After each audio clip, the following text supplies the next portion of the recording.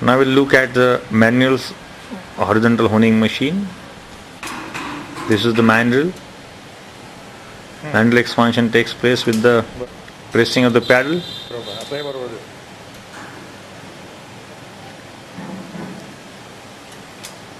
This is the control panel of the machine for spindle on off, coolant on off and emergency stop.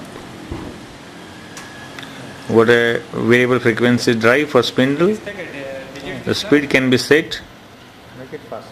as required Make it fast. with this knob. Make it fast. Bas. Reduce it. Reduce it. Right. Once the mandrel is set,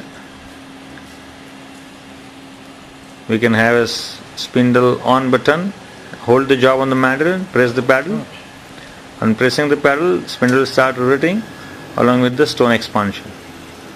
If you feel that the material is removed, very less material is removed, we can increase the feed with the feed knob. To set the rate of material removal, we can increase or decrease the pressure knob.